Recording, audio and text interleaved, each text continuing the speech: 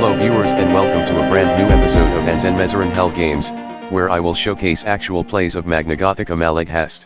In this episode, Gargamox vs Gore Grinders, with me as Gargamox and Insomnia Incarnate as Gore Grinders.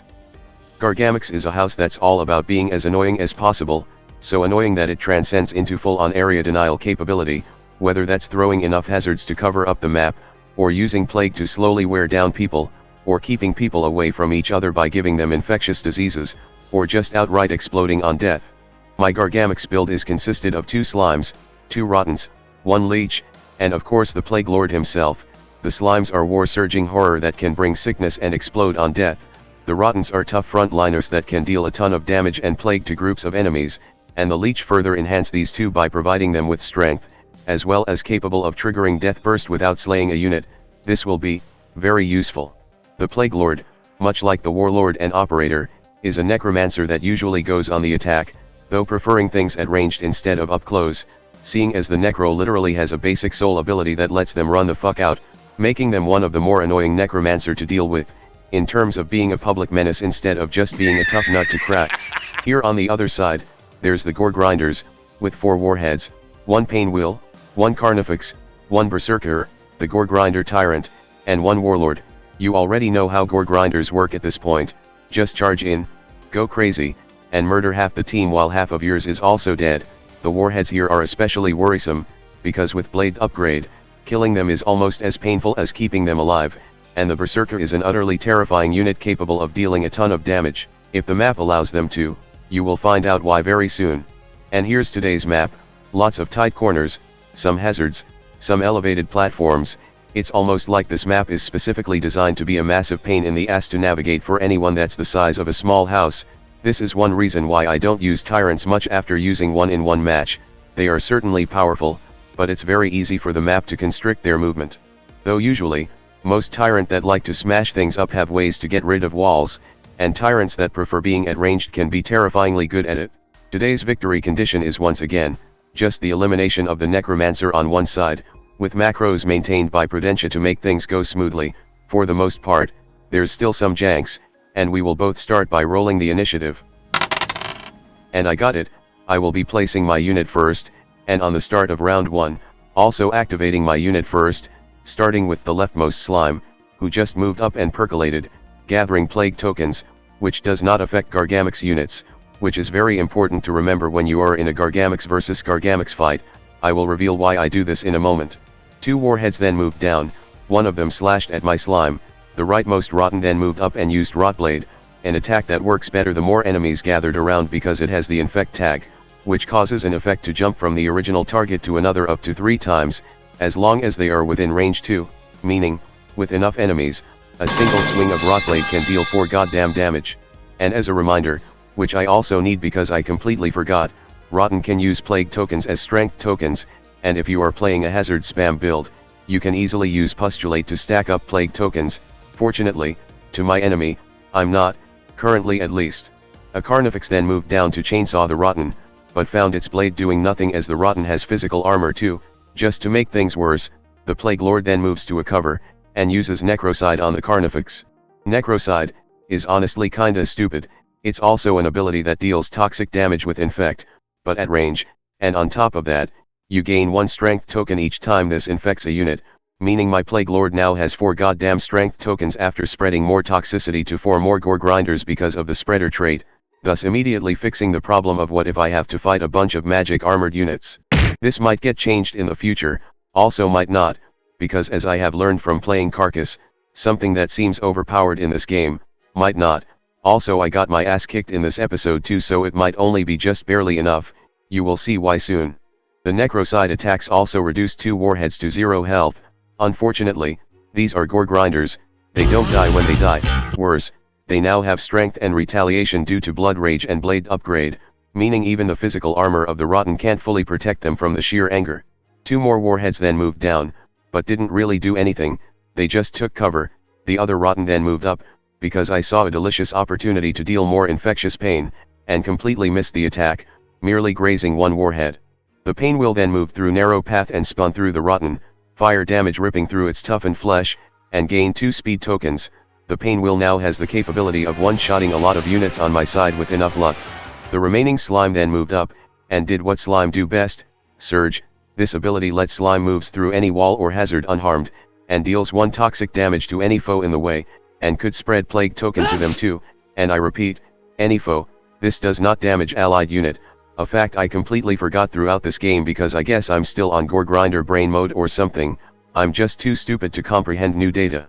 Also, thanks to Rotten Surge, which sounds absolutely fucking disgusting, my slime can gain 1 plague token per affected target, 2 in this case. The Berserker, the Gore Grinder Tyrant, then started to move. It's a terrifying unit to face directly, but it just got blocked by the wall, so all it can do is build rage for more strength and berserk. The Leech, my last unit, then used Swell with Corruption on one of my Rotten, right next to my Necromancer. This causes a unit to trigger Death Burst, an ability that triggers on death of a unit, to, well, trigger without slaying the targeted unit. Rotten does not have any Death Burst, but with Invigorating Viscera upgrade, it has a Death Burst that gives all surrounding allies 1 strength token. Thus, the Plague Lord got 1 more. The Warlord, finally moving, unleashed the Pile Bunker, a devastating weapon that can deal 2 damage followed by 1 fire damage, which is quite painful. The problem is that you actually need to hit with it, because every time you swing, you need to roll 2 dice and pick the lower one, and Insomnia Incarnate just rolled double 1, it's still 1 damage though. Round 1 ended, and round 2 began with both sides gaining 1 soul, and the carnage began with the rightmost Rotten swinging its Rotblade again. This killed the Warhead, and due to retaliation with strength, reducing the Rotten to 2 health, the infect damage kept spreading, and reducing the Carnifex, Pain Wheel, and another Warhead to 0 health. All of them are now on Blood Rage. The Carnifex then swung its chainsaw at the Rotten, missing, but still dealing 1 damage through its armor. I was honestly sweating at this moment because I thought Insomnia Incarnate would activate her Pain Wheel first, which has an actual chance of killing my Rotten in 1 go. The leftmost slime then moved down and surged through the Warhead to get right between them, because you see, slime has Death Burst too, Vile Rupture, which can convert its plague token into a splash toxic damage, up to 3 times, meaning, it can deal 3 toxic damage to everything around, and with Leech's Swell with Corruption, I can essentially use the slime as a reusable bomb. Then I noticed my Rotten is just right there, minding its own business. So my next turn plan is to get it out of the way first. Then I remembered, not only did I put it in front of the Berserker that can easily deal 3 damage with strength, but the 2 Warheads both have strength tokens, meaning they both can deal 2 damage. The 2 Warheads, now renamed as Kick and Back, both kicked back both my slime, and the Rotten with strength to deal 1 damage through its armor, and promptly got kicked back to whatever that's beyond hell as the slime exploded for 3 toxic damage. This also wiped my Rotten off the board and almost killed the Berserker. It was a beautiful carnage, and it's not over yet, as the Plague Lord then used Necrocide on the Pain Wheel and unfortunately, only killing the Pain Wheel due to the miss. The Warlord then decided to step up and used Hell Rider Kick, a soul ability, to kick my remaining Rotten to hell, tried to pile bunker the Plague Lord but thankfully missed, and then moved back to safety because she never actually spent her move yet. The remaining slime then surged downward, killing the Carnifex, gaining 1 more plague token, and then just moved towards the left. I then remembered the sheer amount of fucking death that have occurred and gave both side correct amount of soul. More than half of the board got wiped out in a single round, mostly because of my hubris. The last Warhead then moved down and charged through my slime and Leech, bringing both to half health. With nothing to do, the Leech then used Suppurate on the Plague Lord to give him a Death Burst trait, in case the slime got killed, just for the Leech to be able to do some damage. The Berserker, or Seraph Slayer, named for the fact that this thing managed to kill a goddamn holy body, moved right next to the Warlord and then used Pulverize.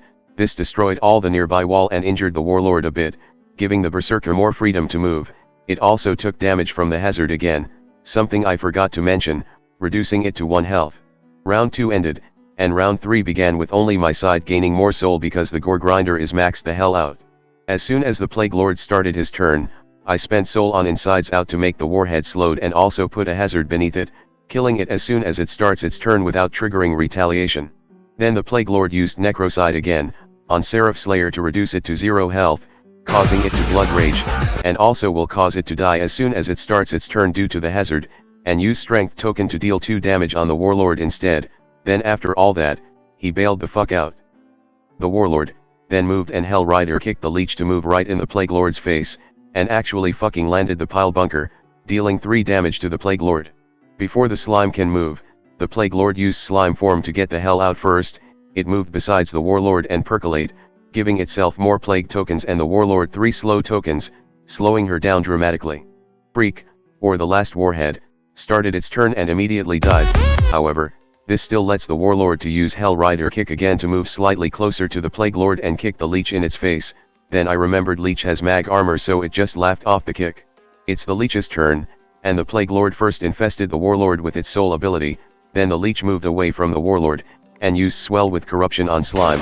This immediately dealt 3 toxic damage to the Warlord, who say Slime is weak now. It's the Berserker's turn and it's dead, but the Warlord uses this opportunity to ignite herself, giving her strength, Berserk, and speed token, which counters 1 slow token, leaving only 1 slow token left.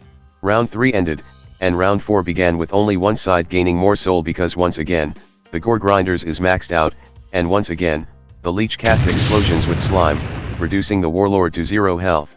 This of course, brings her to Blood Rage, giving her 1 more strength token, and immediately, the Warlord spent 1 of her Berserk tokens as speed to counteract the slow token. I'll bunker the Plague Lord but still missed, doing 2 damage anyway.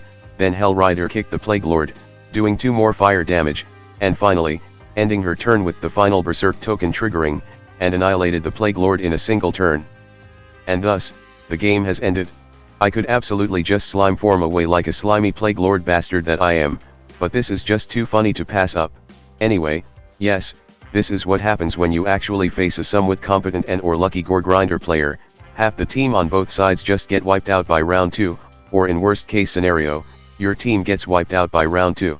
That said, half of the team wipe is still kinda my fault, still absolutely worth it though, it's so goddamn funny. I don't really have advice to give on this one fight, it's honestly mostly down to luck, given that the Warlord is literally 1 hit away from death, it can honestly go either way very easily. But I can certainly be truthful about one thing, Gargamox is funny as hell to play as, you can just do so much shenanigans with this house, it's great. Anyway, that's all for now and I will see you all next time. Hello there, if you like this video, please subscribe to my channel and click that notification bell button. If you really want to support my channel, you could visit my Patreon page, or buy me some coffee, links in the description. Anyway, have a nice day.